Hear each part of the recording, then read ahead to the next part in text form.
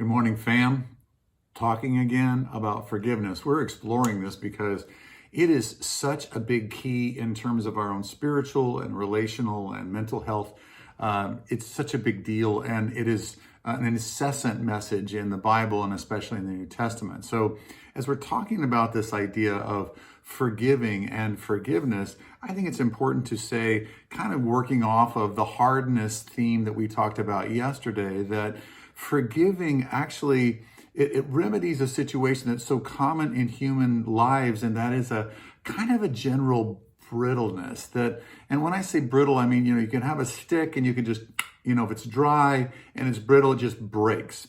And then you have other kind of sticks, and I don't know if you ever do this, but like in our backyard, we'll do different kinds of work, and I need to I'm trying to break some of these sticks to be able to get them into the trash can, and some of them are just like wah wah, and you try as hard as you can to break them, but they just bend because there's enough moisture in them for one, and there's a kind of flexibility there, brittleness versus flexibility. And I think that forgiveness provides us with a degree of brittleness antidote, brittleness cure, brittleness vaccination. Basically what ends up happening is that when we get brittle by all kinds of things happening to us in our lives. And you know this. I mean, you have different events that hurt you, and a lot of times what ends up happening most of the time is human beings harden up. And so something happens, somebody hurts us, somebody says something, or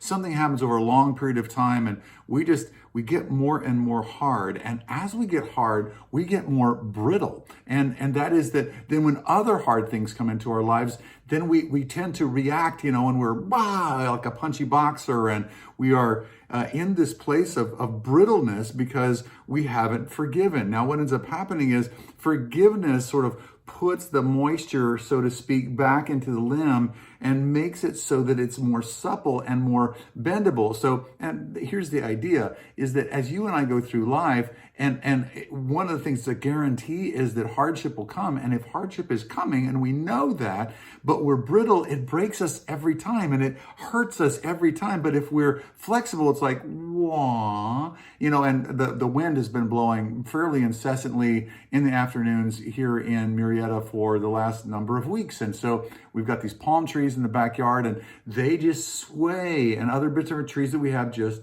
sway in the breeze instead of the breeze just breaking them down. Now in the South, where there's all these deciduous trees that are old, when what ends up happening is a stiff breeze comes through, it just breaks them down.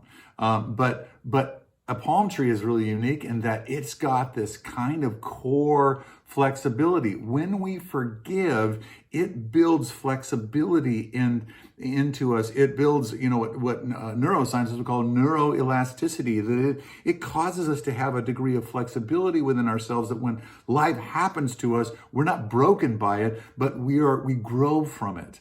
We're not broken by it, but we grow from it. Forgiveness helps us to not be broken by life, but to grow through the hardships of life. That's the message today. And I want to ask you to think about, what are the things in your life that have broken you? And is there any brittleness in there that needs to be resolved by simply forgiving or receiving God's forgiveness, or likely both? I love you. That's the reason why we're going through this together. I love you, and I'm standing with you in this. Thanks so much for joining me today. God bless you.